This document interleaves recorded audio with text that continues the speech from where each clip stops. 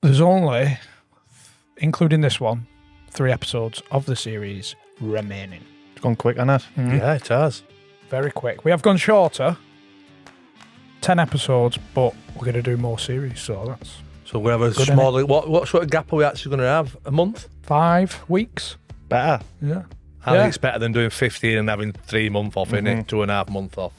In my humble opinion, anyway. Yeah. Who have we got today, Chris? Uploading videos on your holiday.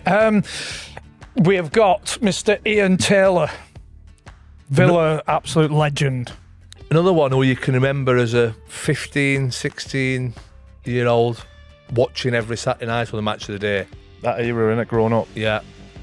You can, you're associating with that time of your life watching football. Yeah. I do anyway. That's smart, just me. Yeah. In the heart of the Aston Villa midfield. Yes. The heartbeat. The heart.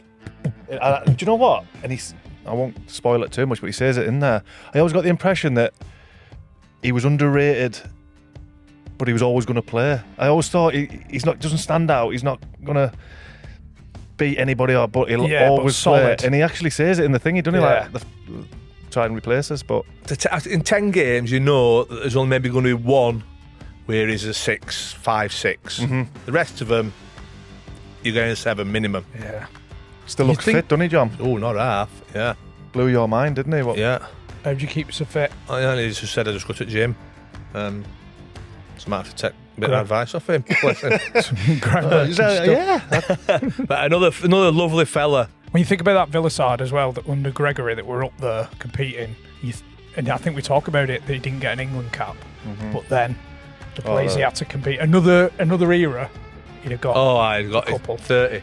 Right, should we get him in then? Yeah. Before we do, quick mention to our favourites, Oneills Sportswear, for sponsoring all the series, all last series, and the next series as well, I think. Get on the website. Yeah. Bit of housekeeping, Leeds, Saturday, October the 11th with Matthew Kilgallen. I'm not sure which camera, that one there. Tickets are flying off the shelves. Shelves? Shelves. Who would grammar that? Shelves. Maybe. Go now, please. And as always, just before we go in, massive thanks to all the Patreons for making everything happen. Them 2 extra episodes a month. If you're not involved, get involved. Dinner is here. Oh, it's looking good as well. Chicken wing. Just thought palate. Get your hands off, Chris. I bet fucking Endo could shag him back in there, couldn't he? To be fair, I've got a gig with him tonight as well. Have you? Him and Andy Townsend tonight, yeah. Tell him I said hello. In Lichfield. So, yeah, there might be a few stories about Enders.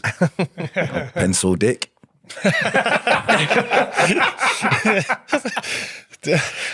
We had, did you see that thingy on Odemwingie? We had Pete Odemwingie on, and one of the first comments was, he's got a small chopper. Sometimes you can just tell. I'm like, somebody's taking the time to have a good see look. it. He's He's just at the table like this. He's not even had a look. No. He just said some people you can even tell. Yeah. He's just surmised. He's got a smile, Dick. We've got Stefan Moores on later on. And Yeah, I know, lads were saying. he was saying you looked after him as a young lad, but Did I? he said you were a good good pro for a young lad coming through. Yeah, I like to. But he said that you organised a team bonding session the night before his debut, which he don't thank you for. I can't remember. The bonding night before my full debut, on the Thursday night on Broad Street. So I don't know if it... I can't remember that. No. We had loads of nights out though, mate. They're all blur into one. Thursdays. I was like Dr. Jekyll and Mr. Hyde. He did well, but no, I can't remember that. Yeah. Sorting meals manager. out and... Yeah, I'm massive on it now as well, to be fair. I still do it now.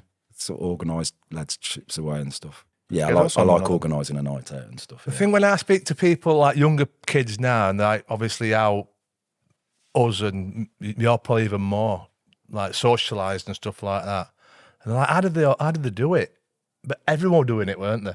Teams at every club were doing it, so you were all pretty much on the because you similar didn't have playing mobile field. phones, did you? And like now, lads are scared to go out, aren't they? Because they get bloody packed all the time. When we were playing, it was just like free for all with the fans and everything. It was brilliant, to be fair. But then I think then it was more accepted as well that as a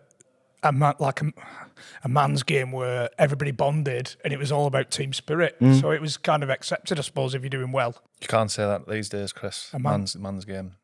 That's what I mean. Back then, Person's game. Then. We can do it at one. It's our podcast. It's our person's game. It's our podcast. We can fucking say what we want. I can just see it in your head thinking, I can't say this, but I'm going with it anyway. There'll be no HR coming for you from anybody over here, Chris. Don't worry about that, love. You're sound. You're fine. Am I right in saying you were driving a forklift truck and whilst playing at young? Yeah. Have we started now, by the way? Yeah. It's seamless, isn't it? No, it was funny because like I left school and the YTSs were out at the time, and I left school with moderate qualifications, and I was training to be an electrician and doing a YTS doing that, and I just got bored. And I thought, I saw this, I don't want to do this anymore. So then I just applied for like warehouse jobs, and I got a job in a warehouse in Dudley. I was earning decent money doing that, and then playing non-league as well when I was getting decent money for that. Still with aspirations to become a professional player? I never had aspirations to be a professional footballer at all. I was just playing and just enjoying it with my mates and playing Sunday league as well, and just taking it from there. I never really stressed myself about being a pro footballer. On your interview for the warehouse work, when you walked in, there must have thought, he's got the job. He can put them boxes. I can reach that shelf. On them top shelves here, can't he? Get his bid. We're not having the midget here. You lads are taller than me, but can we say midget? No, we can't. It was funny looking back when I did turn pro. All the lads that I was working with in the warehouse were like, I can't believe you've gone on to play professional footballers and be a professional footballer. And I still see some of them now because I'm still local. Yeah. And you still see all the lads from back in the day, and still see them in town and stuff and have a drink and whatnot. It's brilliant. So how did you get picked up then? Was it just Saturday, Sunday football? Just playing Saturdays. Moor Green was the team at the time, which merged with Solihull Moors, that's Solihull Moors now. Right. And Solihull Borough. So the two clubs merged. And I was playing there for like, it must have been 6 or 7 years. And I never turned pro till I was 23. I just got better and better every year playing non-league, scoring goals for midfield. And then all of a sudden you get teams taking notice of you, and played in a cup final at the Hawthorns, scored in the cup final. There were loads of scouts there at the time. And then I had a few teams coming for me after that.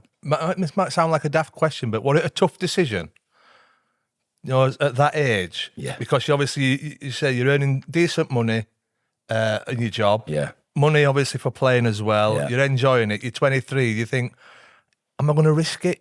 That, to be fair, that was the biggest thing. Is like, I actually thought about it, not packing my job in and where I was, and packing that in to go pro, because I actually earned less going to Port Vale when I signed than what I was earning when I was playing non-league and working.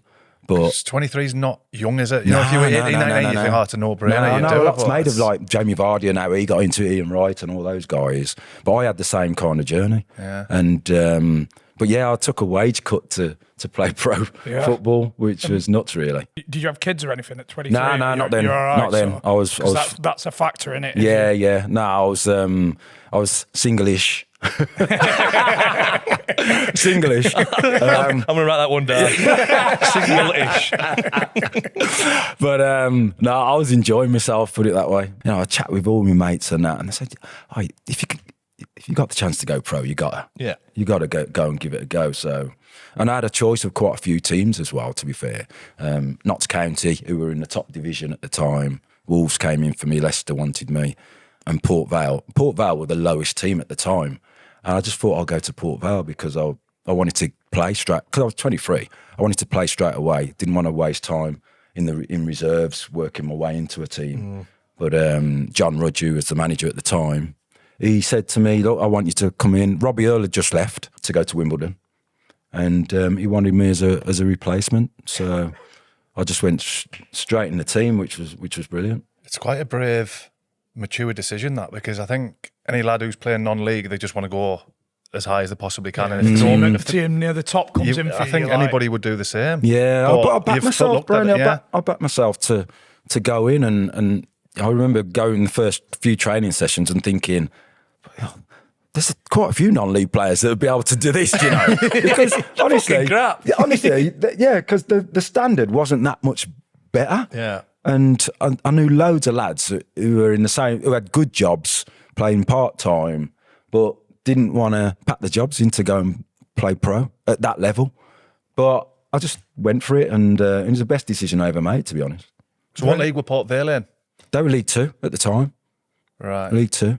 But Notts County were like Division 1. Neil Warnock was manager there. But I just thought, I'll go in the reserves. And I didn't really fancy that. So. And would the money have been that much different from them to Port Vale? Yeah. So it would have. Yeah, I turned down decent money to go to Vale. Yeah, That's a brave, because I'm thinking this is probably the lack of self-belief that I might have had, that I'm thinking I'm just going to try and get the biggest contract I can, because I'm not going to, this isn't going to be a long-term thing. Do you know what I mean? Yeah, I'll be like, I suppose, take whatever I can and then run with it. Yeah, I suppose like the background that I had, because I just enjoyed playing football with my mates, do you know what I mean? And playing non-league and playing I was still playing Sunday mornings as well. And I just enjoyed playing. And like the money aspect wasn't massive for me at the time. I just enjoyed playing. But I just wanted to go straight into it and play straight away, which Rudgy promised me, and he put me in the team straight away. I was going to say, is it really that conversation with John Rogers made your decision on it? Where he's gone, you're straight in, you're part of my plans. Yeah. You're literally putting the kit on and off you go. Yeah, never turned back. A brilliant 2 years at Port Vale, won a trophy and got promotion, and it was so good. And some good nights out in Hanley and Stoke as well. It's all right, isn't it? It's all right up there. What we like, Rudgy, because he were involved at Stoke when I was there, and I don't think he'll get on board with me. And I think he used to certainly scramble his head like, what you doing or whatever. Yeah. Why? You Well, were wrong, weren't you? A little bit, aye. And he just couldn't get his head around it. And he used to look at me and like, you could tell he were questioning what the fuck's that?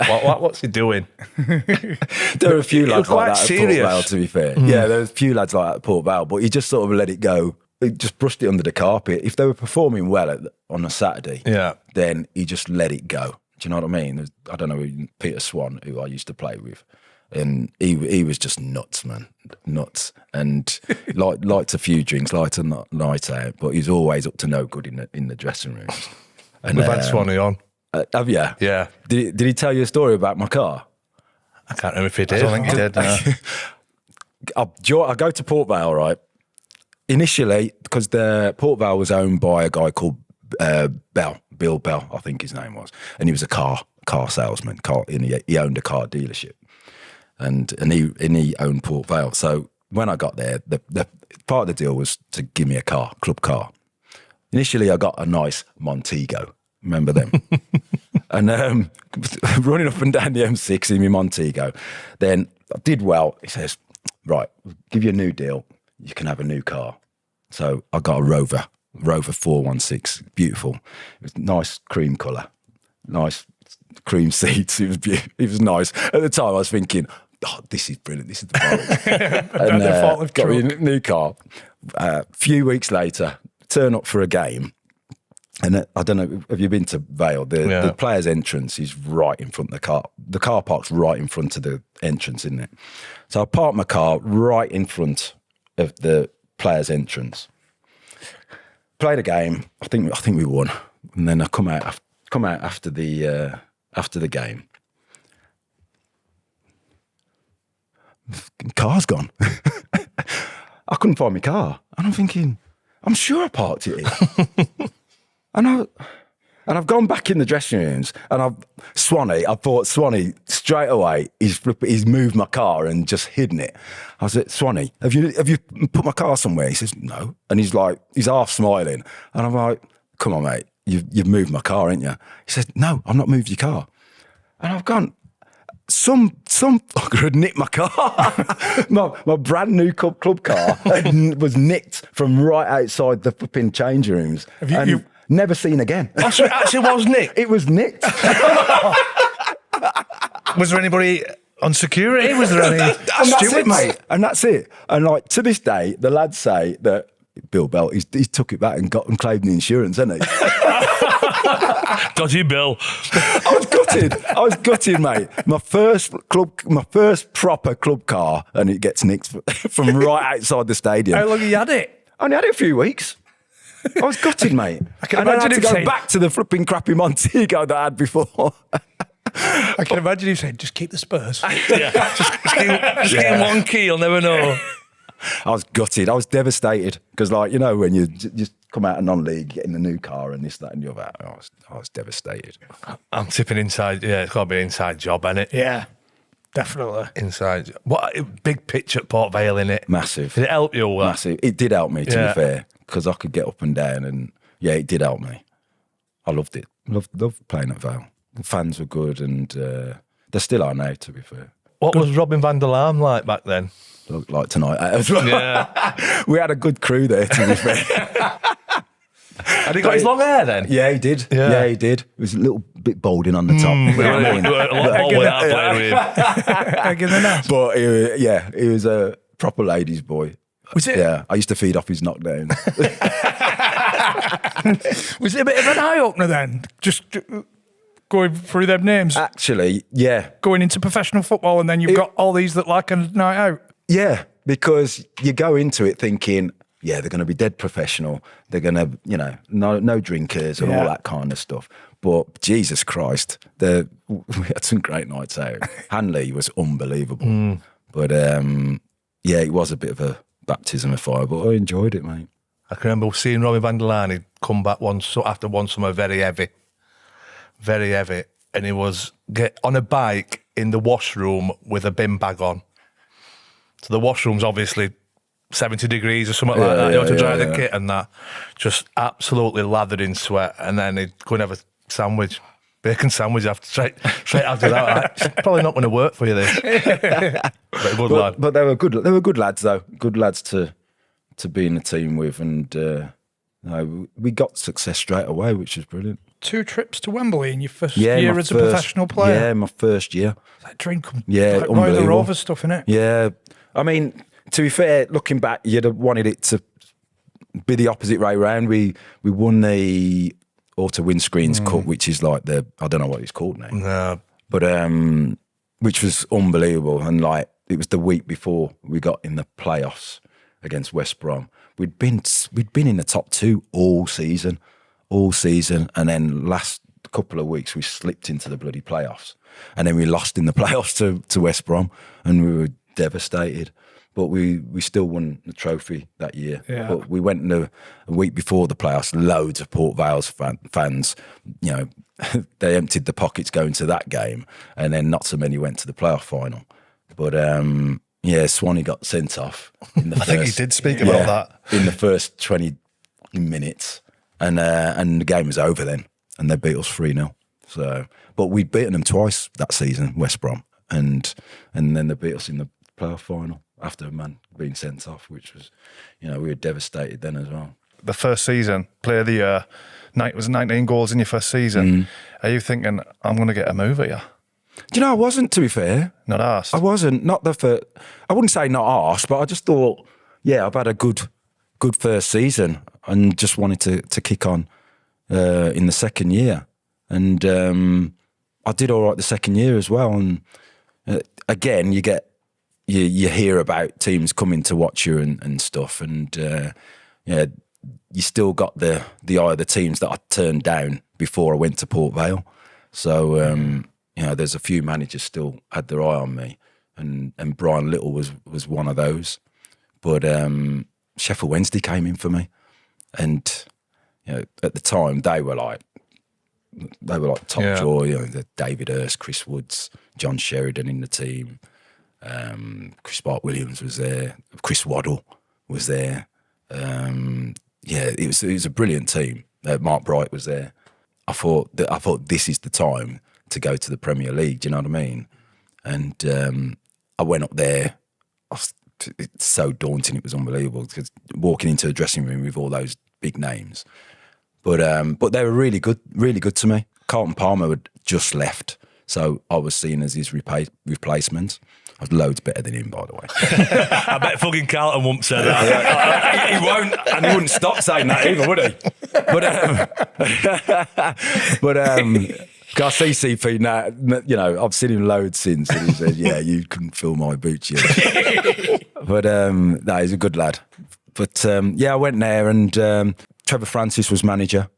God bless his soul, and he played me in the middle of the park to begin with. But then I ended up on the right wing, and I'm not a winger. He just thought I could get in on the far post and score headers every week, which just weren't happening. And I wasn't quite enjoying it. And my first game for Sheffield Wednesday was against Tottenham when Klinsmann did his dive for the first time. Yeah. Tottenham beat us 4-3, and Klinsmann scored a hat-trick, one of them the overhead kick, and did his dive with Sheringham and all the rest of those guys. That was my first game in the Premier League, which was like, it was all over the telly, and you know what I mean? All my mates were like, you played in that game, do you know what I mean? I've had all these little things in my career which were just mad. And just playing in that game was like unbelievable. Do you know where you've come from? Did you feel like you held your own though? You know, playing. Yeah. Just to be honest, mate, just keeping it simple. I wasn't trying to do stuff that I weren't good at. Just give it to players that were better than me and get myself in the box and try and get on the end of things. And that's what I'd done all through my career, to be fair. Just a bit difficult being out on the right side for me. But did you have that conversation? Sorry, Ian. Did you have that conversation with Francis that there was a chance he's going to be playing you on the right, or was it a thing? No, that it just ended up happening, and I don't know why. He just thought I could play out there. I mean, in the middle of the park, he had John Sheridan, David Hyde was there, Chris Williams as well, and I don't know. He just chose other players in the middle of the park, and I ended up just playing sort of inside right kind of thing. But you know, it's like you end up playing right wing, don't you? But was it Graham Hyde? Yeah, Graham Hyde. Yeah. Graham Hyde. Sorry, yeah. I remember when he came through. Aye. Yeah. So was there any fallouts about it, or no, did you not have to really. have a conversation? No, not really. Because I weren't there long enough. Because I went there in July, and by the Christmas I'd gone.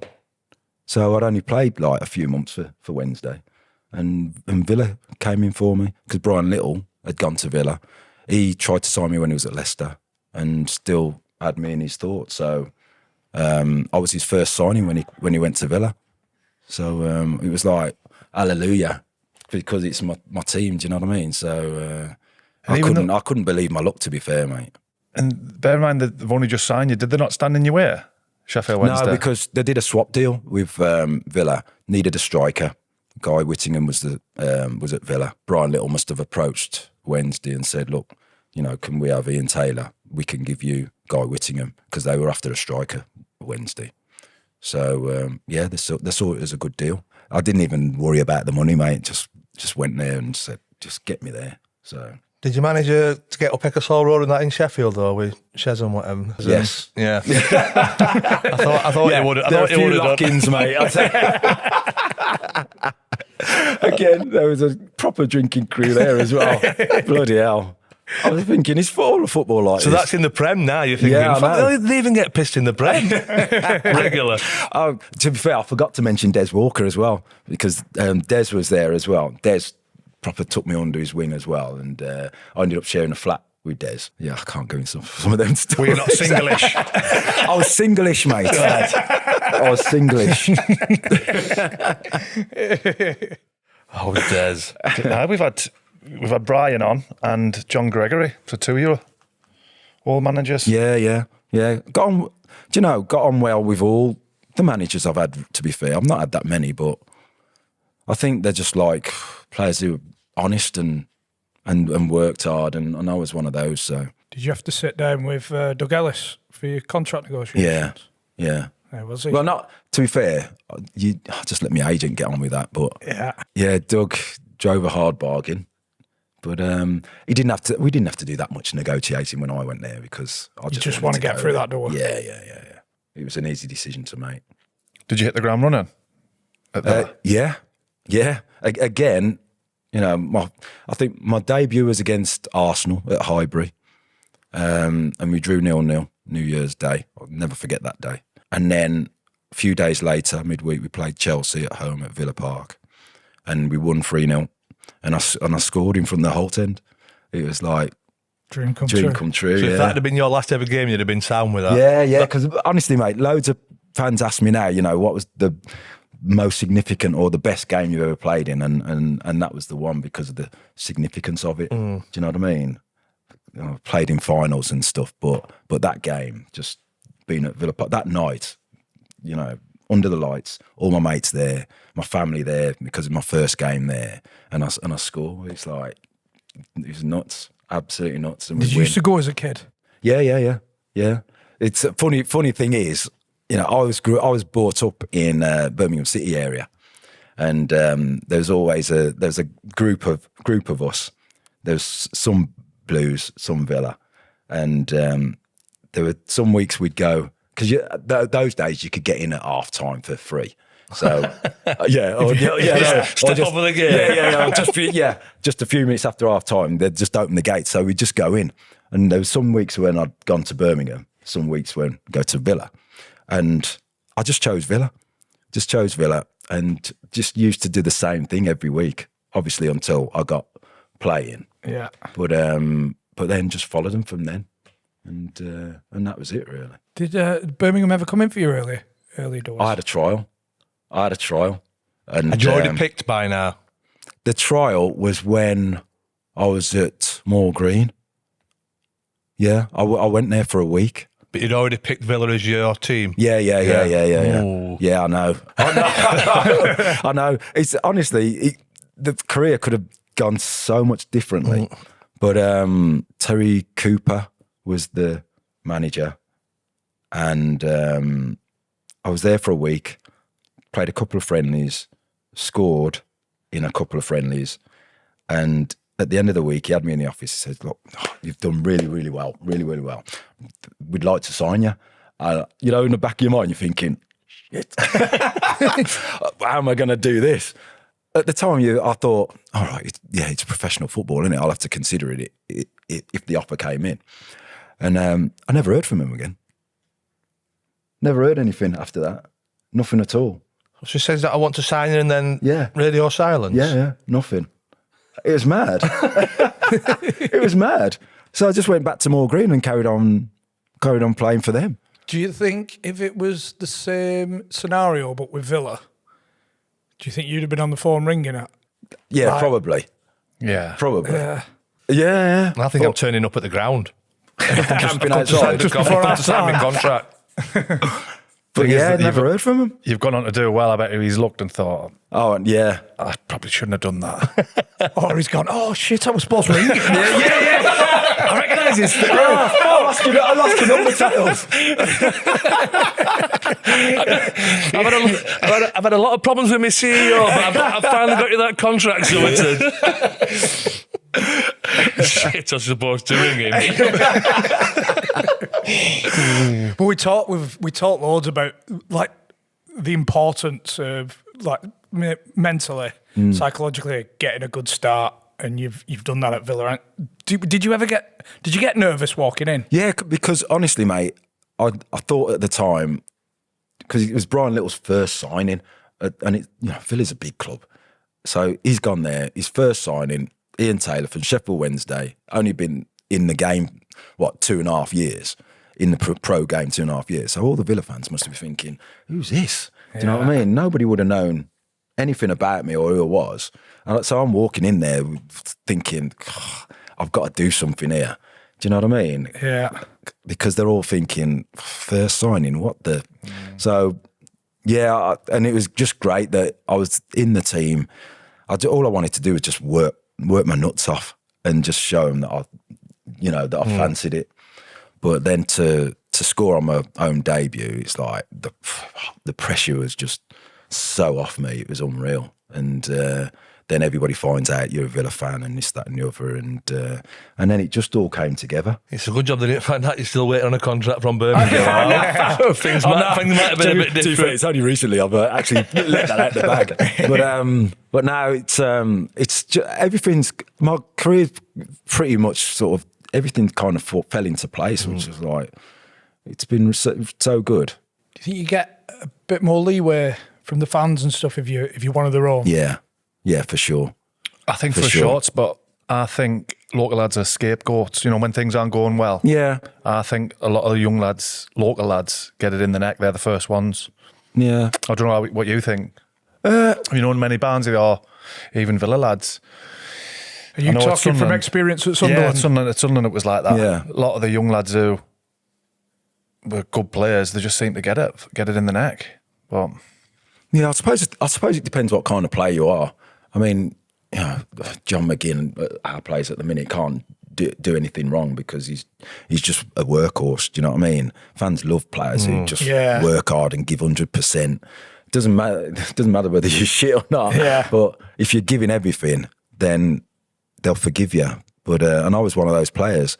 Ticking every box, really, aren't you, to be that cult hero that you're just workhorse, local lad, coming in from... Fan.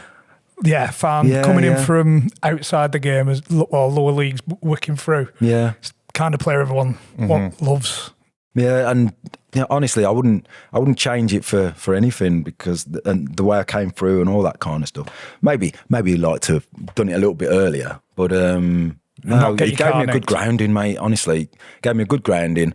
I had all my mates around me. If any time I even looked like getting big time, they'd give me a kick in the nuts and say, "What the fuck are you doing?" Yeah, do you know what I mean? So and bring me back down to earth.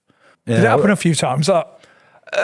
Yeah, once or twice. Yeah, once or twice. Would you buy your own flash car now? Yeah. But they like the fact that I can get them to the front of queues and stuff. Yeah. But birds. Even like non-league. Our my non-league manager is a guy called Bob Faulkner, and he's passed away now as well at Moor Green, and he used to run a car dealership as well, a Ford one, and I'd always used to go to him and say, "Oh, can I get a car for the weekend so me and my mates can go out?" So this one time, I've got a car off him. It's like a Ford Escort GL.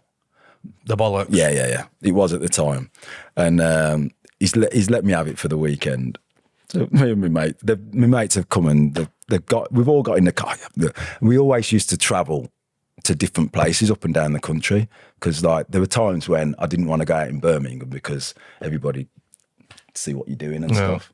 So we like to travel out of town. So I think this one time we go places like Doncaster and Hull. Just I know, just out the way places where nobody knew us. Do you know what I mean? But and I've got this car, and I've got in the car and got to a junction. Looked that way. There's not a car coming, and I've turned. Bang! Within a minute of leaving the dealership, I've written the car right off. Right off, mate. And I've had to ring Bob. Bob, you'll never guess what I've done, mate. All my mates are pissing themselves in the car. What have you done, mate? What have you done? And I've had to ring him up. And to be fair, he was good as gold. He said, "I can't believe you've done that. You owe me big time," because he's had to come and sort the car out and everything and give me another car. To give you another one? Yeah. Give me another one. I can't believe you've got... I could have another, could I? I'm off to Hull. We've got a Hull fortnight. He's still got bumper under his arm. I could have another. I've not got a good record with cars, lad. But yeah, I've written the car off. Oh, I was devastated because I've done that to Bob, and he's had to sort the car out for me and everything. But honestly, he was such a nice guy. Everybody, he could be miserable at the best of times, but to me, he was brilliant. And because he'd sort of brought me through and got me into the pro game and everything, he was just dead proud of, what he'd done for me and everything. But yeah, I'll always be indebted to him because, he's, like I said, he's passed away now, but what a guy. We're going to have a very quick break, gentlemen, to bring a message from Saley. What is Saley, Chris? What is Saley? But I'm glad you asked me, John. It's the eSIM that you just install on your phone, get on the Saley app, get the eSIM on your phone. Perfect for going abroad. I know you've used it recently, haven't you, Chris? I used it in Portugal and I saved probably 10 times the amount that I would have paid for data roaming. Because it can be, it's like an hidden bloody... cost. Yeah, it's an hidden extra to your holiday, innit? Wasn't relying on Wi-Fi. Yeah, just straight which was on a big your thing. I think you take it for granted, don't you, that you can, when we have our phones at home, you can get internet wherever you want, but then when you go abroad, you've got them roaming charges. As soon as you get to airport, you're getting new SIMs or whatever. None of that with Saley. Just go into the app, turn on your eSIM, internet, wherever you are. It was very good. Highly recommend. Because, I mean, depending on how many's going, everybody's got a phone, haven't they? If I go on holiday with family, there's 6 phones going. Yeah, good point. So 6 times your roaming charges and all that. And as well as that, there is the extra web protection as well, which keeps you secure no matter what you're browsing. Which is important. Oh, is it? You don't want people, especially abroad, you don't want people getting into your bank details and stuff like that. It'd be a nightmare contacting your bank and everything. Yeah, so all you need to do is download the Saley app in the App Store, scan the QR code or click on the link in the description. Using the code COSH, get 15% off your first purchase. That will pay for itself in a day. Yeah. Kids, you get home, oh my God, what have you lot been doing? Yep, exactly. It's happened to me many, many times. It cost price at bloody holiday. I'd hang my hat on it. You won't be disappointed. Scan the QR code, link in the description, download the Saley app in the App Store. Code COSH. Really forgot that then. Point. I was going to say, was it a sociable change room? But then I've just seen Mark Bosnich and Dwight Yorke on the list, so I'm taking that as a yes. It was no holds barred. You had to look after yourself in that dressing room, and there was a lot of personalities, mate. When I first went to Villa, I mean, you had Ray Houghton, Andy Townsend, Gary Parker, big personalities, Steve Staunton, Bozzy, like you say. Dwight wasn't a massive personality in the dressing room, but there was some Dean Saunders, Dana Atkinson, the big personalities, and you had to look after yourself. So struggle to get a word in. Yeah, I know. Tell me about it. But it was good. You know what I mean? And they open arms. They got me in, but you still had to prove yourself. Do you know what I mean? And like I said, scoring in that first game at Villa Park just sort of settled me down with the squad and everything, and I was accepted pretty much straight away. Was there ever any sort of fractions with people wanting the mic in the dressing room? Yeah. Honestly, Dino, Jesus Saunders. Christ, you can't shut him up, honestly. He wants it. I imagine he brings his own mic. 100% of the time, Dino. It's just a headset. Nobody can get But it. it was good value for it. I mean, at Towner as well, Andy Townsend, them two, Ray Houghton, honestly, you couldn't shut them up. But it was brilliant for the dressing room. It was a really good dressing room to be in. And where would you have pitched yourself in that? Could you just go in and take it all in? Or? Yeah, to be fair at first, because again, I was only with some of those guys for a few months because Brian had come in and he was changing the team. He was changing the whole aspect of the team. So I think I was only with Dino for 6 months. Daly and same. Quite a few of those guys, by the next season, they'd gone. Yeah, because was it Matt Wright that we had on who said, did he sign about the same time as you? Alan Wright. Alan Wright, Yeah, he signed just after me. So he was saying he was bringing all the transition, getting rid of all the old guard. Yeah. Done some job, mine, didn't he? Staying up in the first season. Yeah. And then finishing 4th season after. Yeah, and honestly, winning the League Cup as well. Yeah. The whole team was just transformed. He played free at the back. Big Paul McGrath was in the middle at the back, but Gareth Southgate in. Who else? Steve Staunton played at the back as well. But he played with wing backs, Gary Charles and Alan Wright. And me, Andy Townsend and Mark Draper in midfield. and Yorke and Savo Milosevic up front. So were there no frictions in the dressing room, knowing that that's what he was doing? Like you being one of these new guards, massive, yeah. I think the likes of Dino, the ones with the big voices, do you know what I mean? You know what it's like. The experienced lads, they knew that the writing was on the wall, so they'd piss about in training and stuff. And you know, it was tough for him when he first came in, Brian, but he was single-minded, knew what he wanted to do, knew what formation he wanted to play, knew what kind of players he wanted to bring in. And it's funny being, because I'm an ambassador at Villa now, and we're both ambassadors. I'm ambassador with my old manager. So he tells me a lot about how he looked to build the team and everything, and what he wanted me to do in the team and whatnot. And it's really interesting when you hear it from your manager after you've finished playing. And you know, just things like, you know, Sabo was a left-footed striker, Yorke was a right-footed striker. He wanted left and right. Do you know what I mean? He wanted a left footer in midfield, Andy Townsend. He wanted somebody in midfield who could get up and down. He wanted a playmaker like Mark Draper. Do you know what I mean? And but when you're saying this, it seems so obvious, doesn't it? Yeah, it seems quite simple, doesn't it? Yeah. He's got a left foot, put him on the left. He's got right, put him on the... Get somebody that can run, get somebody that's good on the ball. Yeah, good mixture in midfield. And the blend was perfect, to be fair. And like you say, we finished 4th in that first season, got into Europe, won a trophy as well. And goal in the final, don't skip over it. Yeah, he was all right. Do you want me to describe it? But no, honestly, you couldn't have asked for a better start, and it was a tough act to follow. But we've not won a trophy since Villa. It's nuts, nuts. But you know, secretly, I'm glad about that.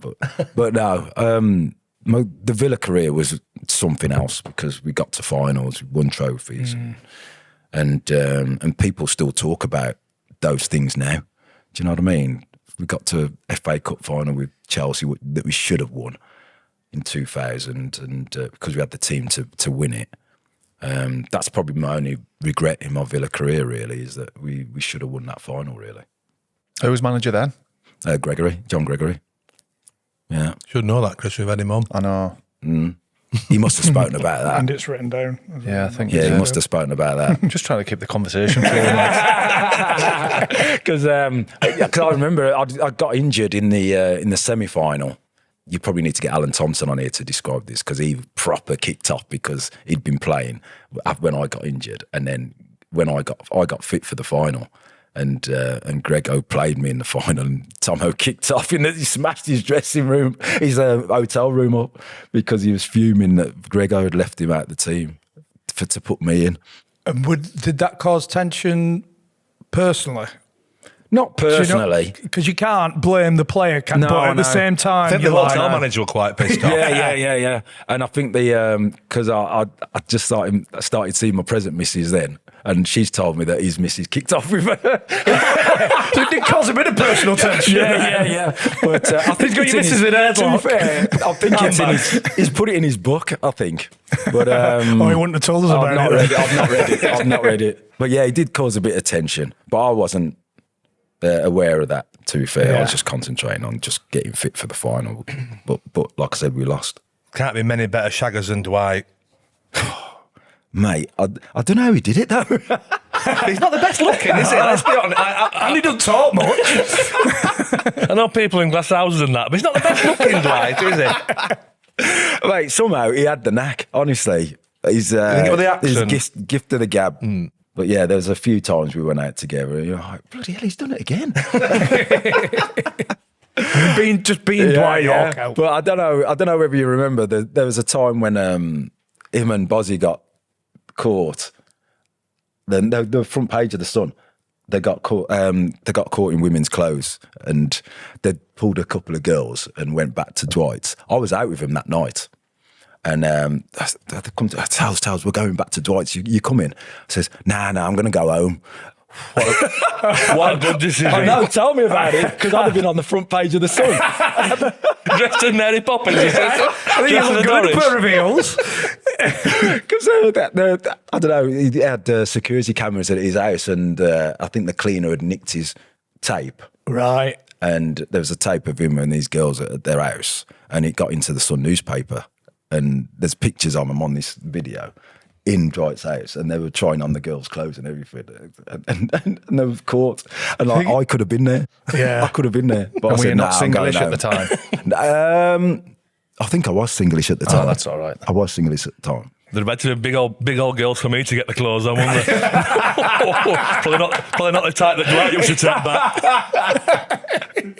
No, that was big Hugo was there as well, and Bozzy. We had a few good nights out, to be fair. Thing is, it could go things like that as well with football fans and football in general.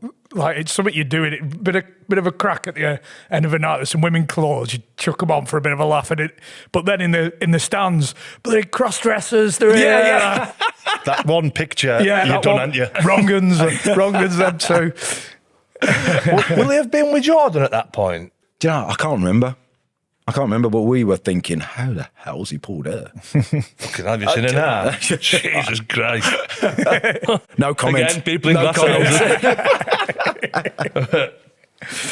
houses. I was Sasa Curcic when he come in. You say you've had Brian on?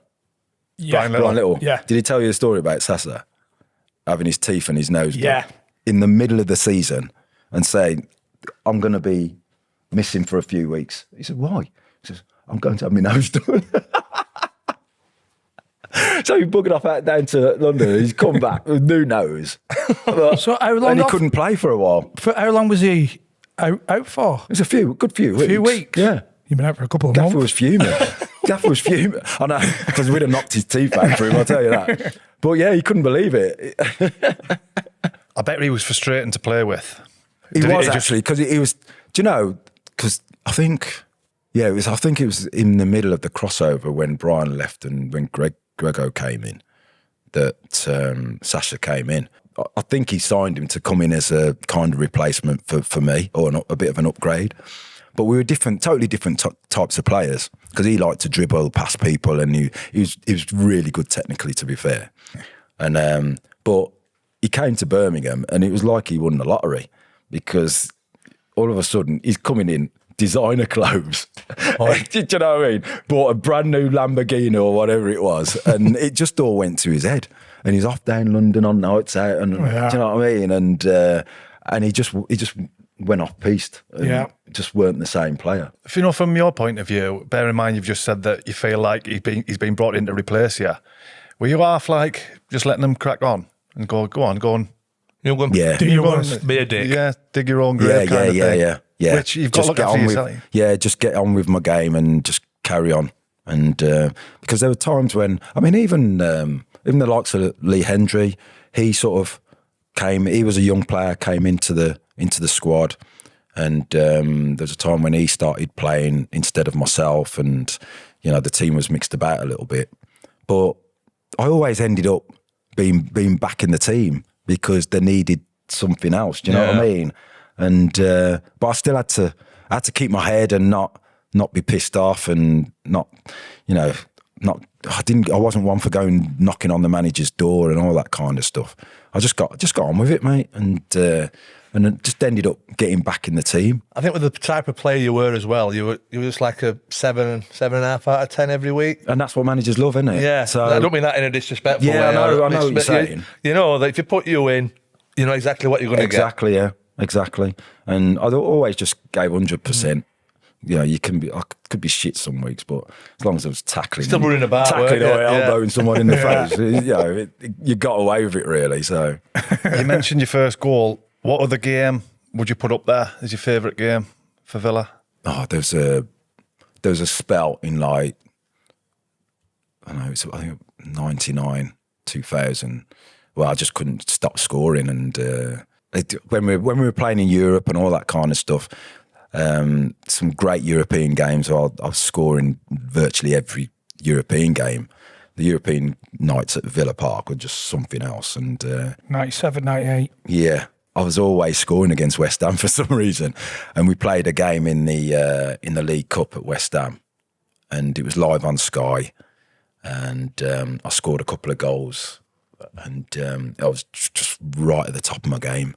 And I just remember one of the goals. I skipped round Rio Ferdinand. He'll remember this. I skipped round him and just smashed it into the top corner. I think Shaka Hislop was in goal. I didn't see it at all. And top corner, I scored a couple, like I say. And that was when I was like at the top of my game. And I'll always remember that game because of that, really. Was that someone that was Alan coached? Brazil's commentary on Sky. Was that coached into you, or was that just your natural thing, getting forward runs, getting in the It box? was never coached, mate. Never coached. I always had a good engine. I could get up and then get back and defend. And it's something that I always just did from a kid, from a younger age, and never changed. Which playing partner would you say suited your style the best? Like, who was your favourite? To play with? Yeah. I've took a bit of a grenade there. Yeah, I haven't know. I love playing with Drapes, to be fair. He's thick as two, but he's great to play with. Paul Merson. Love playing with Merce. Because he could always find me in the box. The amount of goals that he made for me, and he still pays me that compliment now. So, you know, saying who's his most underrated player, and he said me, and you know, which is a big compliment coming from him. But I love playing with him. I love playing with Yorke as well, because I love. Was this Saturday afternoon or Saturday night? Both. You're naughty, you are.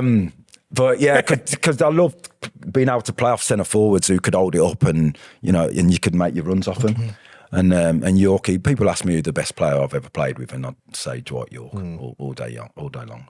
I was gutted when he left because we were close to being a really good team when we had him in the team, and when he left, we just went backwards, and he was hard to replace. John told us the story. John Gregory. Yeah, he'd have shot him. I know. Yeah, he was fuming when he left. Absolutely fuming.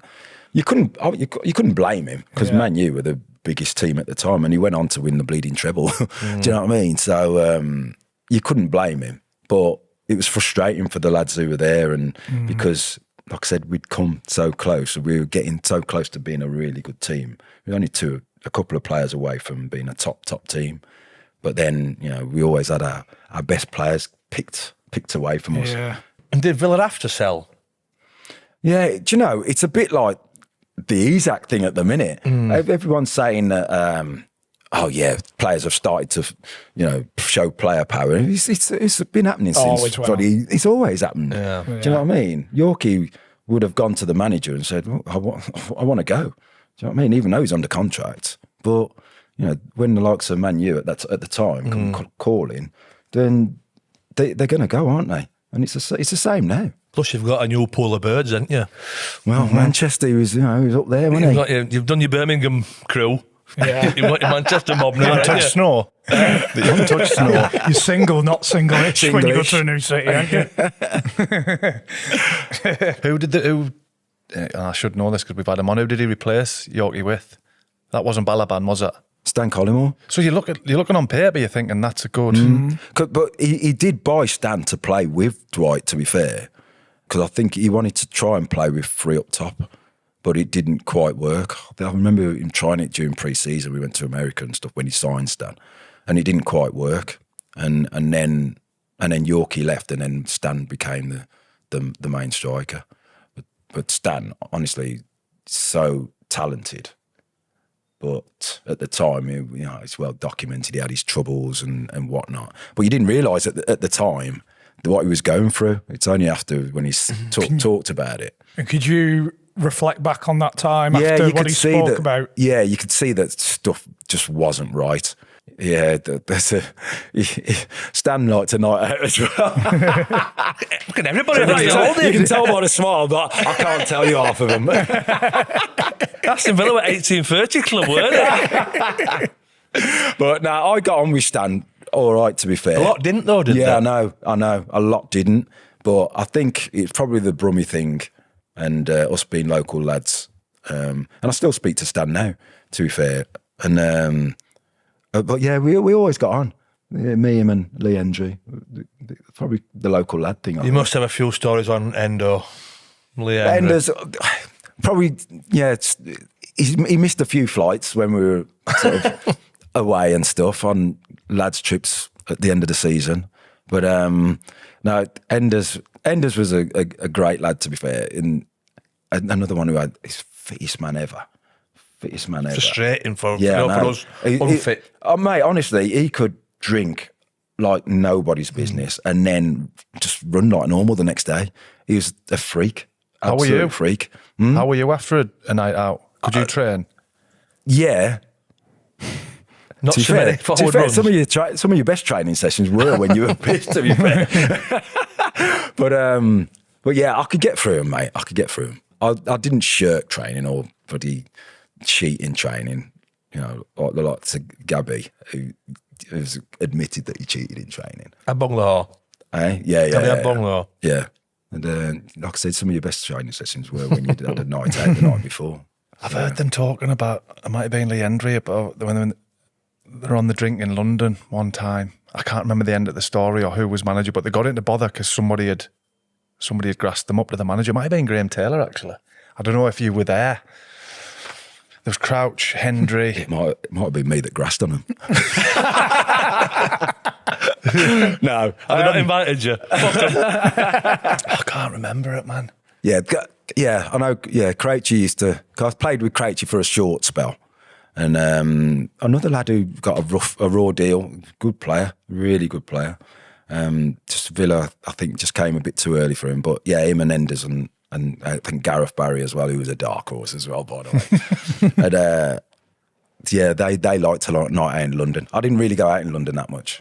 I like to go up north, mate. Yeah, get up to Holland, Doncaster. Yeah. Cheaper, innit? Drinks are cheaper. At what point did you take that role as entertainment manager? Usually went out with just my mates from that I grew up with, but then we'd bump into all the lads in town. Do you know what I mean? Yeah. But and that's when we went out in town. Cause I didn't like anybody knowing what I was up to. Do you know what I mean? So yeah, I tended to go out of town. We all used to go to a club called Money Pennies in Birmingham, and it was run by Villa lads.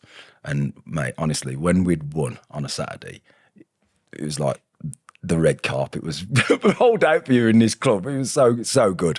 And I still speak to the lads now. And the nights out after games was just unreal in Birmingham. When you'd won, that you'd be treated like absolute royalty. And was that just a given?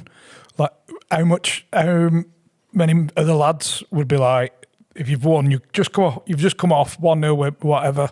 Yeah, what we doing tonight? Is it, what was it called? Money Pennies? Yeah. Is it just like money pennies tonight? Yeah. Money pennies tonight. Yeah. That's just a given. Yeah, a given. And is it a big group as well?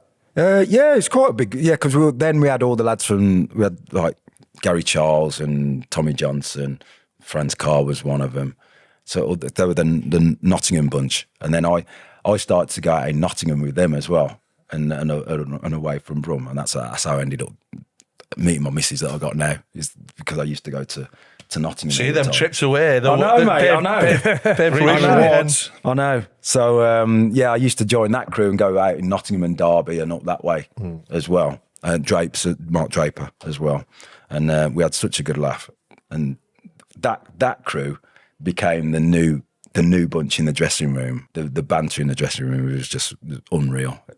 Just so funny. That was started the era of like hammering people's clothes and that. I was going to start on you in a bit. I've had it all before, Tail. Don't worry about it. Like water off a duck's back. As soon as you walked in, mate, you were getting it. And you were getting it. It was so funny. But you ask any of the lads, the banter was just brilliant. Who's the ringleaders there? Like I said, myself, Franz Carr, Tommy Johnson, Mark Draper, Gary Charles. Gary Charles, he was like, I used to call him Dr. Jekyll because when he'd had a drink, Jesus Christ, he was just a different man. I think there's one in every dressing room, mate. Yeah, there is, mate. But the banter is so good. And ever to go too far? At times, yeah, at times. But yeah, because like the likes of Stan Collymore had the shortest fuse ever, but they used to play on him all the time, and they used to wind him up all the time because they knew he'd just bite straight away. See, that's your first victim, that. You know, the one who you know is going to react quickest. That's how you always aim for them, because you know you're going to know what's going to happen. Needs to be strength in numbers, though. If the kick swinging. Yeah. That's goal Rika. Do you know, from a player's point of view, because John spoke about his frustration, I think he's went top of the league at Christmas, was it 98, 99? Yeah. And I think he actually said, he went to Doug Ellis and said, I just want, was it 5 million to sign this player? Right. He went, no, you're flying. Don't worry, we're going well. Yeah. And then he's obviously tail off. Yeah, we were unbeaten up until Christmas. And it was when we had a team of all English players. It was a big thing was made of it at the time. Yeah. Do you think he meant to do that, or I just? don't know. Do you know, knowing Grego, he probably did mean it because he knew what he was going to get from a team of grafters. He just wanted grafters in his team, and he loved me because I was a grafter. But we had this ridiculous team photo at the end of one of the games. I think we broke the record for unbeaten games for Villa. We played Southampton away. I think we won. And at the end of the game, he got us all on the picture of team photo. And we hardly won a game after that. Jinx. It jinxed us. It absolutely jinxed us. And we hardly won a game after that. And I think we just missed bloody relegation or something. Christ, that is I a know fall from there, which was ridiculous, really. But yeah, that's another regret in my career, that having that team photo. I'd seriously think I was actually bobbing up and down as well.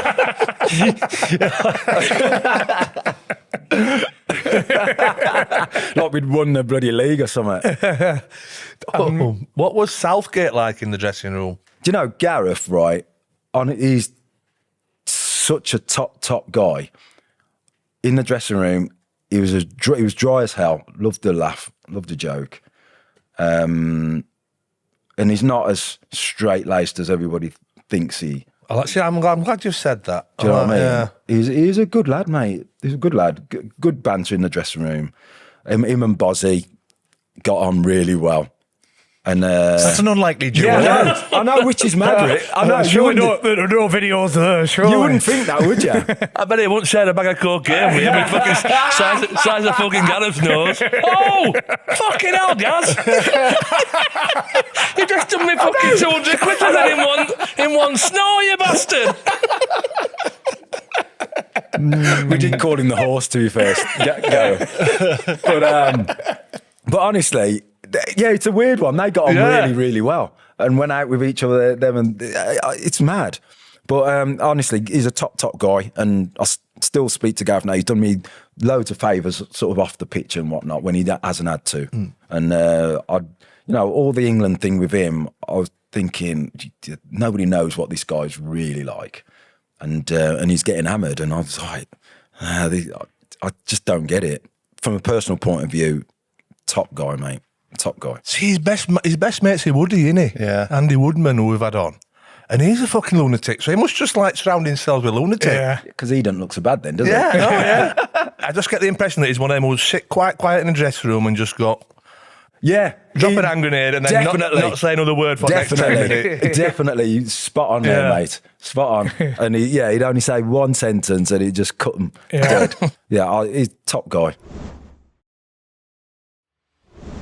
Just a quick message to say a huge thank you to Oneills, who are sponsoring us for the 3rd series. We're here at one of the flagship stores. We're going to go in and have a look and see what it's all about. All of the stuff is locally manufactured. We've got factories in Northern and Republic of Ireland. It just allows for premium quality, quick delivery, all custom team kits. It's not only for the big dogs at the top, grassroots football all the way up. Like you said, Chris, the quality is fantastic. Oneills themselves have been brilliant for us to work for, haven't they? Yeah, I mean, the lads who we sponsor, me personally from here, they absolutely buzz off it. And you can see our kits here. Oh, aye. And seeing that, I will buy that. Would you? Yeah. Not just because it's hard, I just think it's a really nice strip. Go from knocked his head off. He's knocked his head off. And don't forget the link is in the description. You can sort your own team out, sort your grassroots team out, and get one of these beauties. Links in the description for both of them. Massive thanks to Oneills. Head loss. I don't know on the dates, but like you said, you didn't play, you weren't in the same league as Birmingham for so long. Do you remember the first derby you played in? Yeah, I was in the crowd. I think I was either injured or suspended. And one of the things I used to do is, like, my mates always used to go, they're all big fans, away end. I said, I'll get some tickets and I'll come in the away end with you. And honestly, that one game, I remember it like it was yesterday. It's a Monday night, live on Sky. It was foggy.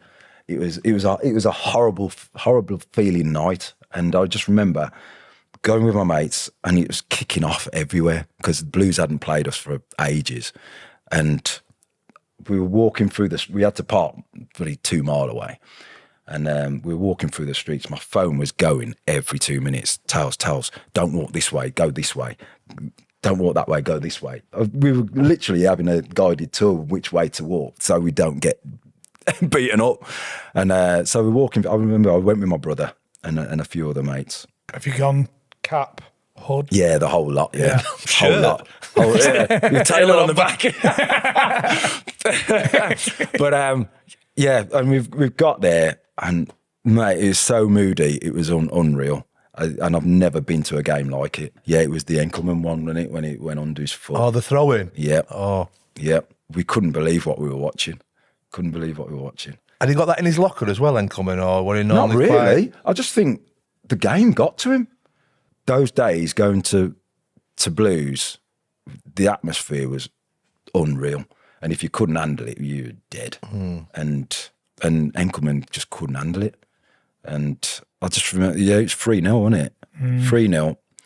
And they were massive underdogs as well. And there's no way we should have lost that game to them. I used to make a habit of that going in the away end when I wasn't playing. But that night, it's just shell-shocked. I even left my mates to go in the dressing room afterwards. And when in the dressing room, he's just sat in the corner like that. And everybody, because there was a big debate whether he touched the ball or not, wasn't it? And whether the throw was legal and whatnot. Did you touch it? I don't know. And he was just gone. His head had gone. And he never recovered after that for a long time. Did you say anything? Were you vocal when you went in, or were you just...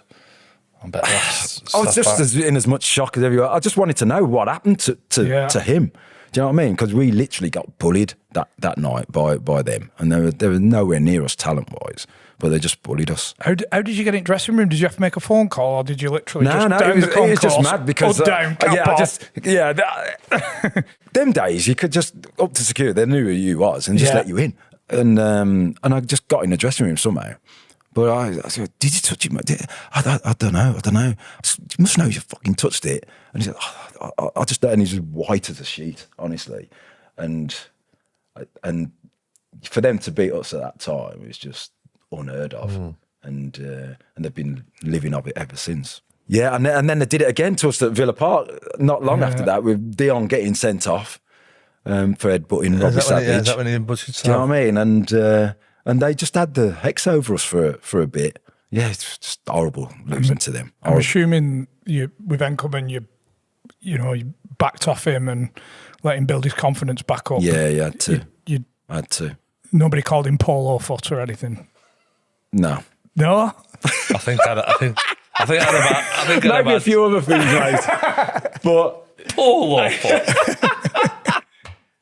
Of all the insults, polo foot. That's what we've got sent in. I saw that. Apparently, there were a few people calling him polo foot in training. So it's not your own? No. I don't know if it's true or not. That's what you're saying now, mate. We played against them when he was at Cardiff, and he's come out, he's like on the angle for a ball over the top, and it stuck in my head, that mistake. I thought, he's got a rick in him, and he's gone to clear it, and he must have hit the foot before the ball, and the ball's gone about 3 yards in front, and I've gotten there and just stuck it in the top corner. Yeah. That's the only reason he remembers it. I know. We'll cut that one. But I do remember thinking he's got a rig in him, this But he fucker. did it again Can't against. afford that day. But he did it against Birmingham, where a similar thing where he's had to come out. Jeff Horsfield just bang and just rolls it into an empty net, and he just had this thing against Birmingham, and it's like, and like I said, they had the hex over us for a bit with those games, and I never played in one because I was either suspended or flipping injured. What about when you went to Derby? Did you ever play Birmingham? Played Forest because that was the big derby. Yeah. Scored in that one as well. Missed a penalty as well against Forest, which didn't go down well at the time, but we still won the game, which was Takes a all bit of right. the edge off, doesn't it? Yeah. But that's a big game between them two. Derby. Well, right, Forest. you're saying Gareth Barry were a dark horse? Did I say that? I'll confirm that was said. Dark horse Gareth Barry? I thought Gareth Barry was like quite sensible Steve from an outside perspective. It's a bit warm in here. Can you put the aircon on? We had someone. He liked a night out, Gareth, on the quiet. There was a few like that. I was like Doncaster. that, to be fair. Yeah. But just out the way. Yeah. Was there any particular players that you thought, you used to have a bit of a, in the centre of the park, you thought this is going to be a good battle today? A fight. I wouldn't say a fight, but battle-wise, Yeah. Vieira. I used to love playing against because we were both big lads and used to love having the battle with him. Played against Vinny Jones. That was a good battle. See, I can imagine the battle against Vieira being better than the one against Vinnie Jones, because I think Vinny had just like scythed your knee high. Yeah. Whereas Patrick Vieira one would have been an half footballing I remember battle. a welcome to football one with Vinnie Jones. He clotheslined me just as I was trying to run past him. Just whack. I was over my neck for flipping 5 minutes after that. But him played against Jimmy Case when he was in his latter years. I didn't have any vendettas against anybody. No, but somebody you enjoy, maybe even one that you knew each other were going to have a right battle today. Well, that's Shake to be hands fair. at the end. Vieira was because we met each other on holiday, and this is quite funny because like I was with my present missus and I took her on this is me being romantic. I took her on a surprise holiday to Mauritius, right? So we're on the plane, and there's another couple who start talking to us as you do when you go on holiday, and the one lad was from Nottingham and his wife was from London. And they were going to the same place. So, you pal up and like you do. The girl says, I'm a massive Arsenal fan, I am. I've seen you play a few times. I said, all right. Think nothing of it. And we get to this hotel and we've gone for a bite to eat. And the girl's, she's gone to the toilet and she's come back. She's like, oh my God, you'll never guess who's in the restaurant now. You'll never guess. She says, Patrick Vieira's in the restaurant down there. She's a massive Arsenal fan, so she's beside herself. She's on the phone to her mum and this, that and the other. and I'm thinking, no, I'm getting starstruck. And I'm thinking, no, I've got to see if it's him. I bet it's not. So I've gone to the toilet and I've clocked him. I'm thinking, bloody hell, it is him. So I've gone to the toilet and then on the way back from the toilet, I hear, Tails. And I've looked round and Patrick Vieira's shouting me. And I'm thinking, there's no way he's recognising me. And how many times have you played against him? Only a couple.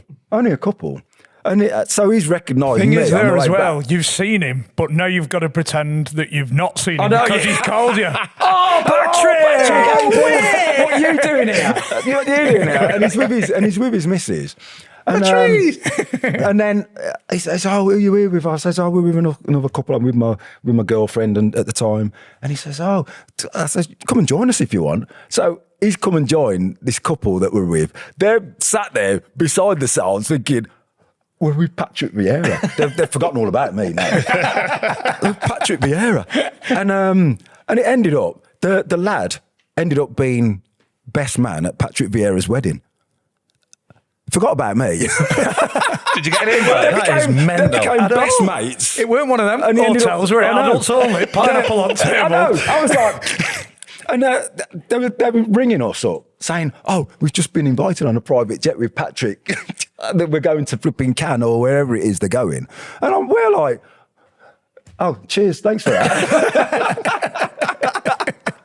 Just think if he hadn't been there, you could have been. Oh, mate, I know. Could have been his best But, man at his like, wedding. then after that, every game we played there was a bit of banter going on, and it was hard to concentrate sometimes because then you're playing against a mate. Do you know what I mean? Yeah. And you didn't want to kick and whatnot, so it was weird. That's crazy. Is anybody that you used to, like, high level players that you used to enjoy playing against where you thought he's not going to stay with my runs, or something where you thought you had his number? Oh, not that I can remember. Because every game was tough, mate. I used to enjoy playing against top players. Do you know what I mean? Like Scholesy, and that was the days of Keane and Vieira, and even Gerrard as well, Frank Lampard. There were some top players that I was playing against. I mean, Mercer always say, I should have played for England. But when you've got players of that calibre that you're up against. We were on about that on Carnot Way Down, weren't we? Saying they were a tough pool, weren't it? Yeah. Tough pool of midfield, central midfielders. Top players, mate, and desperate to play for England. But with that bunch, you got no chance, have you, really? Especially the likes of Lamps, who was scoring goals for fun from midfield. You know what I mean? Scholesy as well. So, it was tough. But I used to love playing against those kinds, because you could measure yourself against those kinds of players. And and Did you never come close to like getting a call for reserve? you always heard stuff, Yeah. but Especially that not officially. Do you know what I mean? A couple of seasons when you're scoring every week. Yeah, I in know. Europe There was and- always people saying, "Oh, you might get called up," but nothing actually happened. So. Because back then there were the top four, and then Villa were seen as like the next team next down, team weren't they, down, from the yeah. top four. I'm Yeah, thinking that yeah. season when like you were top up to Christmas and scoring every week in. Yeah, in there's Europe. always the rumours, but nothing concrete. Yeah. Nothing concrete. We got loads of Villa fans get in touch about you following Villa in Europe last year. Oh, You no, were yeah. poster boy, weren't you? Yeah. Well, we're fun at. He's a hooligan, isn't he? Win it away, end at Birmingham and Part whatever. of firm. 18 to 30 rep as well on these away trips. You got them coats with goggles on. Now, again, mate, I get the best of both worlds when at Villa at the minute, because all my mates go to the away games, and I'll travel to away games with them. But then I'll get my tie on and be official at Villa as well for the actual game, and I'll do commentary and all that kind of stuff. So I get the best of both. So I'll get the night out with my mates and stuff, but then I'll be official as well. So, but yeah, Europe last year was something else. The night before games, and it's just being with the away fans and Did I stuff. see you singing in a pub? Did I see you singing? Once or twice. I thought Once or I twice. saw you singing in a... Once or twice. Like Elton John. Honestly, mate. Honestly, it started off with just me and my mates just going in a boozer, and then all of a sudden, people find out that you're in there, and then all of a sudden, there's like hundreds of people in there, and then you get, after they've had a few songs, Taylor, give us a song, Taylor. So I ended up making a thing of it. So I ended up getting on the table and getting everybody to. I thought I'd seen it. And then starting the songs off, but it's brilliant. It's brilliant. The banter's brilliant, and the atmosphere was good, and the fans love it. But you're not buying a pint, are you? But I didn't have to. That's right. See, I think I'm going with the right. Going a pub that's dead. Said to the barman, right, if I can get 300 people in here in the next half an hour, drinks are on the hour. Do you know? And that does happen. That does happen. I can't remember. Was it PSG? I think after that game, there was an official Villa bar, and we're all in there. And then it finishes, and then me and my mates, we walk out, and we're walking down the road, and one of my mates turns round and goes, "Tails, have you seen that? They've all followed us out. They've all followed us out the place, and we've gone into this bar. It couldn't have been any bigger than this place, And it was like that. It was empty when we walked in, and then it was just full of Villa fans because they'd followed us out of this one bar and into the next. That was on social media as well. Them all following us down the street, and it was nuts, But mate. the bar owners like that. Oh, c'est très bien. Oh, c'est très bien. Oh. That must be a class for you, though. Class feeling. It is. It is. Aston It is Villa nice, fan. mate. That they still appreciate myself, and but they appreciate you just being one of them as well. Yeah. And I always have been. Do you know what I mean? I just managed to play for the team as well. But like I said, just got the same mates who are Villa fans, and I still go drinking with them, and I love it. It's brilliant. When it came to leaving Villa, was a pushback from yourself?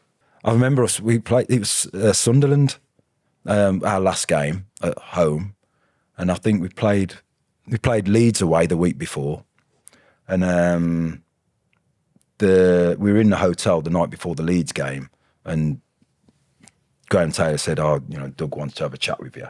So Doug had come to the hotel, got in a room like this, and just said, "No, and you're coming to the end of your contract at the end of the season. We're not going to renew it." And when you kind of know it's coming, but actually hearing the words, it was like, I wanted to do that. But I was gutted because it's my team and I didn't want to leave. But you knew that day was going to come. But it was still hard to take. And did they tell you this on the Friday night before the game on the Saturday? Yeah. And did you play in the game on the Saturday? I was sub. Oh. I was sub for that game, but I came on, and it was a surreal feeling as well. But I just remember at the end of the game going over to the away fans, and I was been in tears, and giving them the applause and everything. And a lot of fans, a lot of my mates who was there, they could see that something was. So it going had not on. been made public at this point. No. Had you done that so that you could Do that. have that goodbye? Yeah. I think so, yeah. But then we played Sunderland in the last home game. No, sorry, it was the other way round. Sunderland was the week before, and then Leeds was away. The last game was Leeds away. But if they'd have told me the week before when we were at home, then I could have, had a proper send-off. Which they could have done, by the way. Which they could have done. I know, which they could have done. But yeah, the good boys were away at Leeds with a smaller Strange contingent. Do you know what I mean? And Because you've gone on to play another 150 games after leaving Villa. Yeah. But if they'd came to you and said, you're not going to feature, we'll offer you another year, you're going to be a bit part. Looking back, do you think you'd have accepted that? I probably would have. I probably would have. It probably would have been the wrong decision, but I probably would have. To be fair, leaving then, it made me say to myself, you got to take care of yourself a little bit more. So I started to do stuff outside of Villa, training wise, keep myself fit, strength and conditioning, and all that kind of stuff when I went to Derby. And like you say, I played pretty much the next 2 years without any injuries. So yeah, You must when have I done left- well, because a lot of Derby fans, from what they got in touch with us, hold you in high regard. Yeah, mate, honestly, I had a great 2 years there. George Burley took me there. And it was after the likes of Ravanelli had left and Iranio. They had the big hitters there, didn't they? And they'd all gone. And he had to rebuild the team. And he saw me as the experienced player who could come in. And they brought a load of younger players in. Like Tom Huddleston was bloody 16. And me and him playing in midfield, I was nearly twice his age. I was twice his age. Were you Do know doing what his I mean? running as well? Yeah. But yeah, I know. Come on, Tom, pull your finger out. Yeah, but he could just, honestly, I've never seen a passer like it. But what a player he was. But yeah, me and him playing in midfield, and what a pleasure that was, because he's a great lad and a good player as well. Was your missus a Forest fan or a Derby fan? He says she's from. A family's Forest. I know, a family's Forest. Not get invited around Sunday anymore. The stick, honestly, mate, the stick, because she's got hairdressers in Nottingham. Oh, she did have, sorry. And she was getting stick off the Derby fans in the flipping salon. She told me. And I was like, bloody hell, they're taking this a bit far, aren't they? We had a few run-ins with Forest fans, and I did have a few run-ins with Forest players as well, who were giving me stick about my missus as well. Yeah, because obviously they were local. They knew where my missus worked and everything. So they're trying to give me a little bit of verbal during the game. So, yeah, that didn't go down well either. You iron a few out? Eh? Did you iron a few out? Yeah. I heard you speak about this on the way down, but if your missus opened a salon, who would you want to come and open it? For iconic football. Well, I've heard. You at the minute with them locks. David Ginola. I was just going to say David Ginola. Yeah, and that happened, yeah. Did you give him the call? I got to be fair, I was playing with him at the time, and my missus says, because he was doing the L'Oreal adverts at the time, wasn't he? I'm worth it and all that palaver. Oh, will you ask David if he could open my salon for me? And you know when you're thinking, It's an awkward one for you, isn't it? I know, because I'm thinking the minute I ask him, he's going to slaughter me. And I plucked up the courage. I said, mate, David, my missus is going to open a salon in Nottingham, and she wants you to, cut the ribbon. Will you do it for me, mate? Tails, for you? No problem. No problem. I was like, you're joking, mate. He says, yeah, I'll come and do it. And honestly, he came up. Hassan Kashlor was playing for us at the time as well, and he came as well. And Was he invited? he didn't even have any hair. And What are you doing here, son? Just hold this ribbon for him. Pass us them scissors, Hashul. And my missus said, and my missus said that she was telling loads of people, and they were like, "No, he's not coming. He's not coming." And honestly, he came. The place was just full of women. He was getting women putting the phone numbers in his pocket and everything. Honestly, I swear to God, man didn't even have to try. You might think that's all well and good, Tales. That happens to me regularly on a Saturday night in Barnsley. Yeah, it's 999, the number, isn't it? Crime Watch. But honestly, I'll never have a bad word said about that guy, because he didn't have to do that at all, and he came and opened it. It was been massive success, and I love him to death for it. I bet it got you some brownie points in the house, didn't it? Oh mate, Jesus. you're not wrong. I won't tell you what happened that night. But She didn't put a number in David's pocket, did she? I had to get it out. On a piece of string. Whoa! But honestly, he was top, man. He was brilliant. Really, really good. Quick break in play, gents, because we've teamed up with the Invincible Studio. Do you know what it is? No. Well, let me tell you. It's a new game, and it's Soccer Manager 2026. Right. You can control some of the biggest clubs in Europe. We're talking Man City, Bayern Munich, Barcelona. You can take charge of them, manage them through the season, or you can take on a little club and take them to the heights of the I think Champions that's League. which way I'll go. Yeah, so I always like doing that. Well, for this season's game, we've also managed to wangle ourselves into the new. They've done a comedy section cards, so you can sign a few ringers. from out the game, And we're on it. and we've been added. What, so Get the people stats can up. still sign We're in the us? game. Before we give the all clear, get the stats up.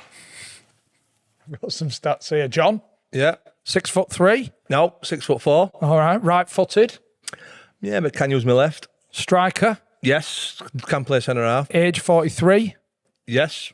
parking 31 on your shirt, Yeah, I've had the parking 31 at York. weight 130 kilograms. Give a tech. Do you know how heavy that is? Have you Googled it? 130 snotters. I finished playing at probably finished playing at 112, 113. What did you say? Give or take? Yeah. 6'2", No, 6'4". 70 kilograms. You are, Dave. 93. I am. Right-footed, striker, age 40, brown 9. Yeah, nearly right. Are you on? You're not on there. I'm on here. Chris, height 5 foot. 5'8", Weight which is national average, may I add. 104 kilograms. Oh no, 70. Well, they know you've just been on holiday, don't they?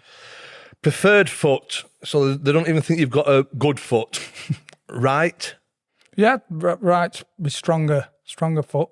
Position right wing. Yeah, I'd say right. There's no place up front, is there? No. Could play left wing and cut in. Yeah. Birthday displays age at 41. Yeah. Shirt name Little Chris. Squad number -0. I'll be very surprised if somebody signs you. I'll be honest. Yeah, unless they're wanting to get the sack. If they want to get the sack and get a pay up, I think they might sign you and put you on right wing. I have. Do you want to have a scroll down? Our images are on there. That's 23. That's 23 kilograms on its own there. Let's get them up on the screen. That's. Where's your flipping Photoshop? You've That's done me. Yeah. outrageous. You're like a duck. Do you know what? It's actually the same shape as mine though as well. How have they done that? Overall scores 68, 67, 65. So I'm only one point behind you. That's two. I can't be 68, him 67, and you 65. I think that's about right. Nipping in from right wing. They want to come and singing in some of these charity games we've played in. The matches are powered by realistic match motion engine, which is above my pay grade, but it sounds good. Yeah, sounds impressive. I had to clue what you've just said. It gives you full control over your team as you guide them to glory, or in our case, if relegation. Relegation, probably. So yeah, download Soccer Manager 2026 now from Google Play, Steam, or the App Store. The App Store. It's worth downloading. Just see the Photoshop they've done on my Fies. When you went to Derby, were you happy to drop down? Were there any clubs in the Prem that were interested? I think QPR was one, but I wasn't going to London. Yeah. But Derby was perfect, to be honest, just because it was on the doorstep. And was that a similar decision making when you went to Northampton? Yeah, and to be fair, because Colin Calderwood was the manager, and I'd played with him at Villa, and he said to me, look, if you come, we'll get promoted. And I said, you sure? He says, look, I'm building a good team, got some good young players, and if you come in, you'll have that experience, and we've got a chance of getting promoted. And we did. And we did. And there I played with Luke Chambers, who was only a kid, Bradley Johnson, who was only a kid, Daichi was at the back. Were you playing that game when he done that tackle? Which one? Oh, Jesus Christ. He's lucky he's not still in prison for it. I don't know.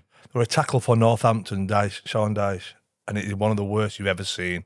And he just gets up and puts his hand up. Oh, yeah, he would do that, yeah. Except in the yellow. He would do that, and he'd do that walk away, wouldn't he? Probably could have accepted 6 months at the time. Yeah, he did like a tackle, Daichi. Yeah. But yeah, Daichi was at the... Ian Jess was there as well, Chris Doig. But yeah, again, it was a good bunch of lads, do you know what I mean?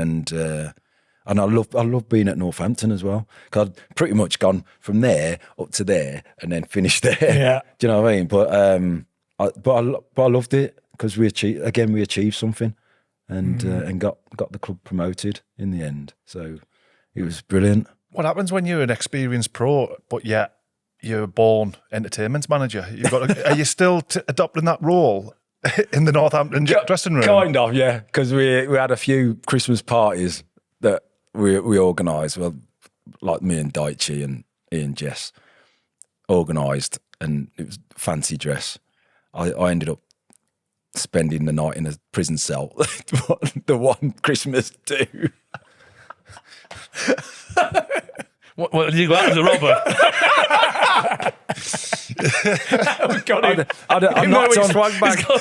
I knocked on the wrong police car windows. Do you know what I mean? And trying to take the piss, and I was like in the back of the van. I was like, "What?" That is getting us promoted. So what happened? No, I don't know. It was near the end of the night. You know when all the police vans are around and stuff, and we're on the way home, and you know when you just walk past, you go, "All right, mate, how you doing? You right?"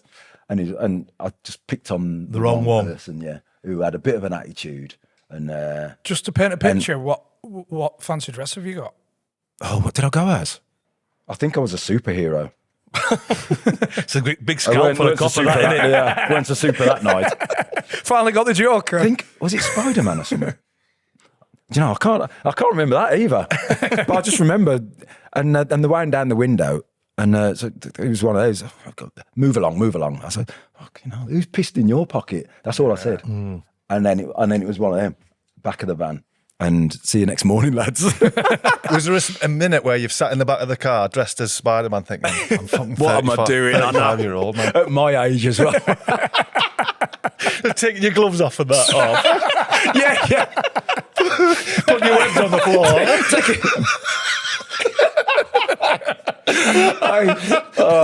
Hanging your webs up. I tell you what, mate, there's not many people that know this, by the way. They're going to know it now. But yeah, I didn't see the lads till the next day. I was like, where the hell were you? But yeah, Northampton was good, to be fair. I loved that as well. Sounds like you just enjoyed everything about being a footballer. Yeah, because everywhere I went, it was good. Do you know what I mean? So I never really had that many downtimes or bad times at a football club. Maybe only Sheffield Wednesday when I had to leave there, but then it was going to Villa. Actually, packing in football was probably one of the worst as well, really. Were you one of them who wanted to just play as long as they could at whatever level? Yeah. In the end, it was just the body giving up on you, really. And I was all right to play on the weekend, but it was just training during the week and going down to Northampton. A bit bleak Northampton was in the winter, but it's just the training part of things, and because I was travelling as well, because it's like just over an hour from where I lived. To be fair, one of the biggest things was when you get the young players trying to take the mickey out of you. Do you know what I mean? When they're starting to do tricks and stuff, and you're like, half a yard slower there. Do you know what I mean? And that was one of the biggest things as well. That there's a little bit of a lack of respect from some of the younger players. But if I've got a thing, fair play to them. You're like, no, not sure about that. Fuck them. you want to do that, but you can't catch them. That's a problem. This might be a hypothetical question, but you know when you were in your prime at Villa, say if a top 4 team had come in for you, would you have gone? I knew you were going to ask that. It depends who, to be fair. We'll go through them. We're not done yet, Ian. We'll keep going. Do you know, I don't know. Because my prime at Villa was only just outside of that. So I don't know. Double your money. I don't know about that either. Bottom 4. Double your money. Of course I'd have gone. It'd have been on strike like he's fuck you, John Gregory. Fuck you. I'm sorry, Brian, but I'd have shot him. I know you fetched me in, Brian, but fuck you. Did you ever want to go into management? No. I saw what it did to other managers, mate. And managing, coaching, it's not for me. Did you have a plan when you finished? Did I have a plan? Not really. To be fair, when I was at Northampton, I had an agent approach me about, looking after recruiting younger players, and I did that for a while. I liked it, to be fair, and being a mentor to younger players who then go on to, for us to represent them. And I quite like that.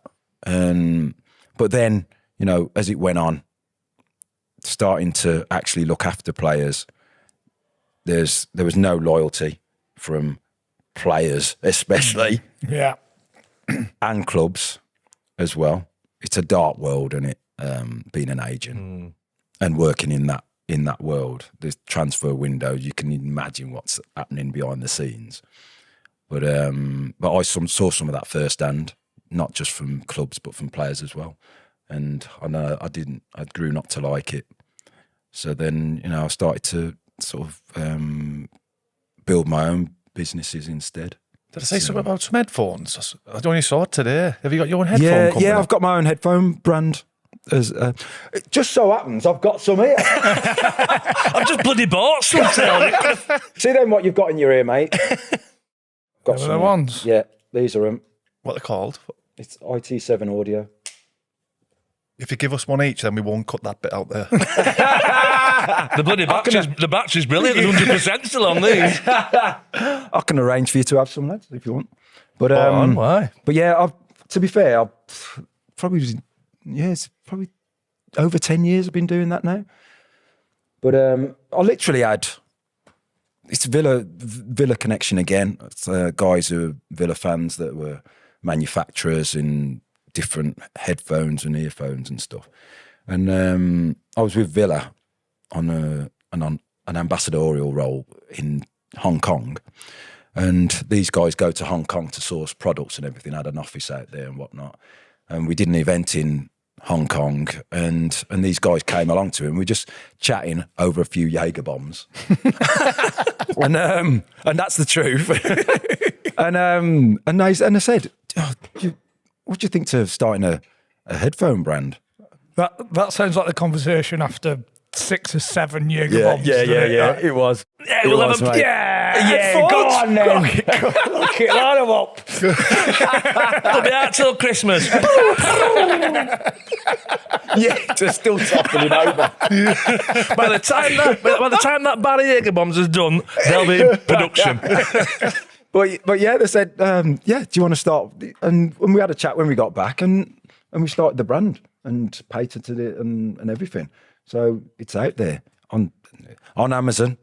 But yeah, and it's a nice thing. It's just a nice thing to have. Is there a website as well? What's Yeah. IT7audio.co.uk. Send it to Chrissy and we'll put it. Yeah. I've got a company where I bring academies from all over the world to play academies in the UK as well. It's not to find players or anything like that. It's just to give, there's a lot, for instance, there's a lot of clubs in America at a decent standard, just under MLS standard, who like to travel and like to come to, to Europe and whatnot. And it's only when you go to America and you see the kids and they talk about the Premier League like they do. It's like seen as the Mecca.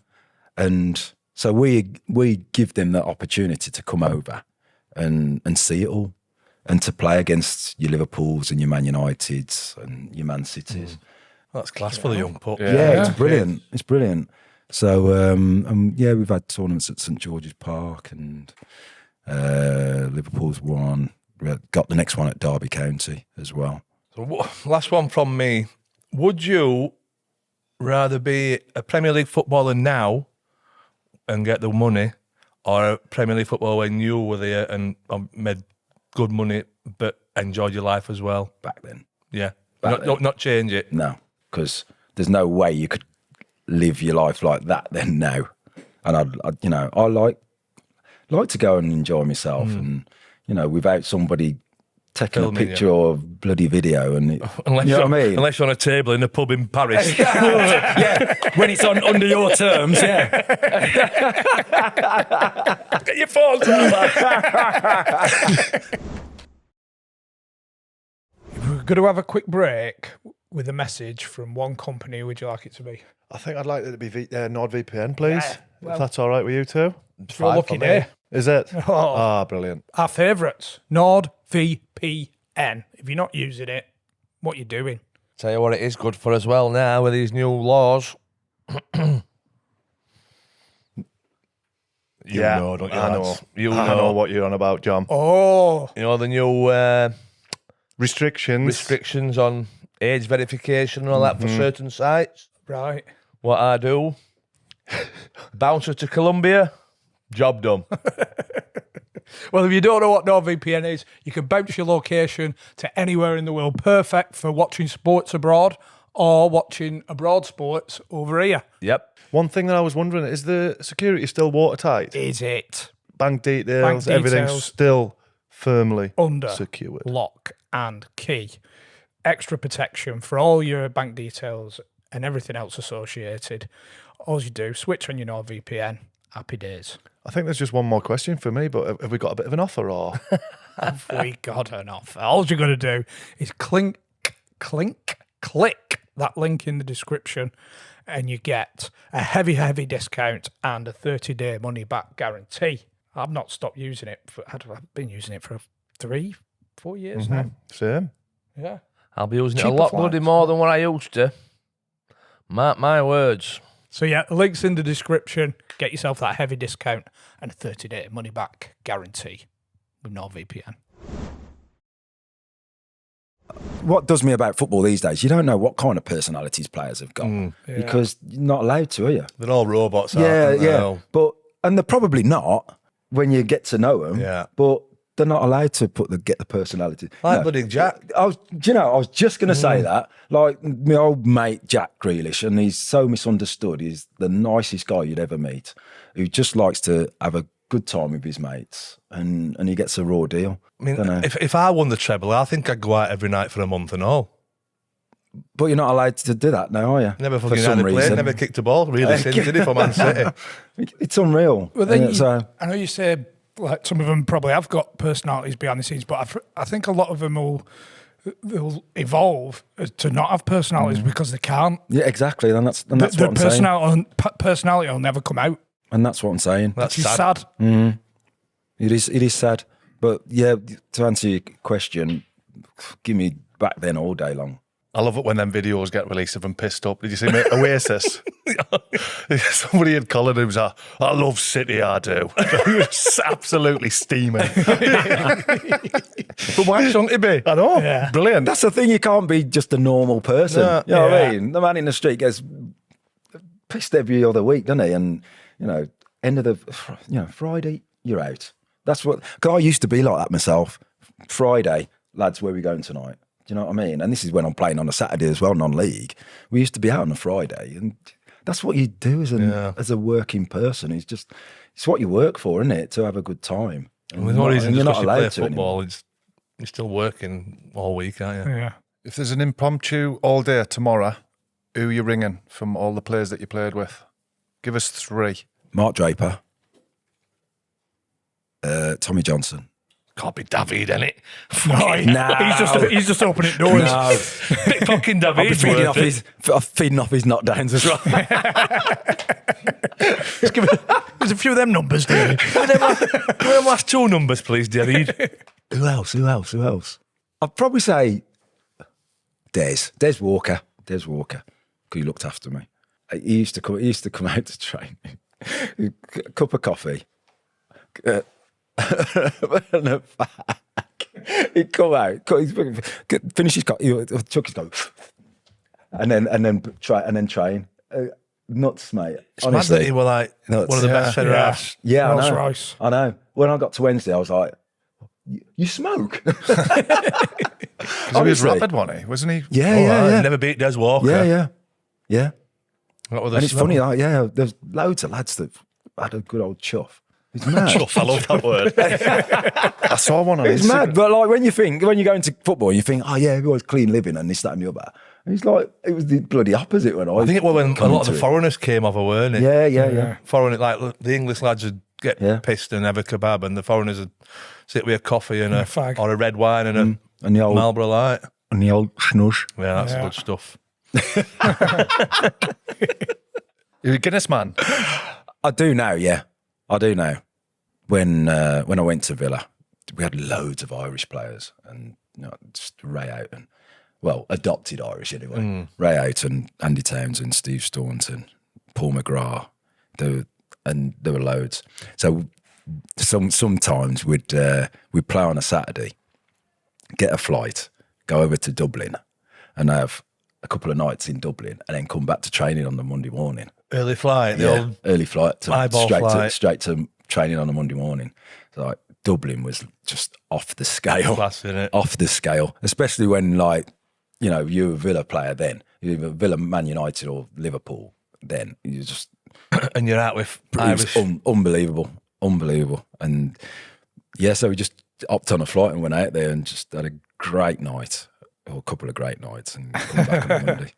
So Bleary-eyed. It's a tough one, that getting up though for the flight to get to training. we Likewise, weren't it's like bothered, mate. sevens. We weren't bothered. It was that good. We weren't bothered. The one time, was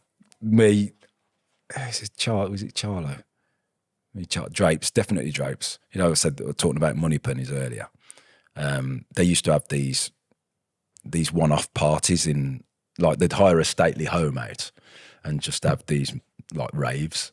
And like I said, I knew all the lads who organised it, and they'd give us VIP. So the one time we organised, and they're always on a Sunday. Yeah, let's get a limo. We'll get a limo to this one. And I think it was in Leeds, this one. Yeah, it was in Leeds. So we got a limo, go to this party, and there was always an after party afterwards. Bearing in mind the next day is Monday when we got training. So if we get the limo, go up to this party, it's unbelievable party. But we've decided to stay for the after party because the main do finishes at 12. After parties obviously goes on then. And are you going to get the driver to fetch you down that night? Yes. Yeah. The after party's done. We're all thinking, yeah, we'll get the car back, get home, get home, get changed back for. We'll be all right to get to training. We've all fallen asleep in the limo. One of the lads gave the driver the training ground address. So we're all asleep in the limo. Driver, lads, rear. He's driven into the training ground. Big white limousine. Ask Andy if you get Andy Townsend on. They're all training when we've rocked up. We got stuck in traffic because we don't know this. Yeah. Got stuck in traffic. We were oblivious, so we're late. And where Villa was, they used to do, all the fast feet with the cones and everything. They're part of the training game, right in front of the dressing room was where they did it. So, and right by the car park. So it's pulled up here. The lads are training here. So we've opened the doors. All the lads have stopped training, and they're all watching us get out of this limo. Who's first out? Because I just imagine, just open door, like, clear out of it. Kick somebody back. Oh, fuck. Yeah, I know. I can't even remember who was first out. Well, I just remember fine. And the lads were pissing themselves laughing. That's when your stomach drops in it. It's obviously still in your gear. Spider-Man outfit and everything. Get me out of here. It's one of them, if you won on the Saturday, fine, Well, this is it. move on. And that's the thing, at that time, we were doing quite well. So generally, you did get away with stuff that you wouldn't get away It's with. getting away with stuff, but turning up to training like Rolling Stones. Like Richard Gere. Bottle of champagne, just roll out. That's what I was doing. Just opening the sunroof and getting up like Richard Gere when he does it with the flowers at end. Pretty woman. It's when you're last one out and then you open it. No, you stay there. Yeah. I might have gone with the old drive. Shut the door and drive. Just let the rest of the lads get out. Well, brilliant. Yeah, top man, mate. Thank you very much for that. Thank you very much. No worries. Thank you lads. very much. Thanks for having me on.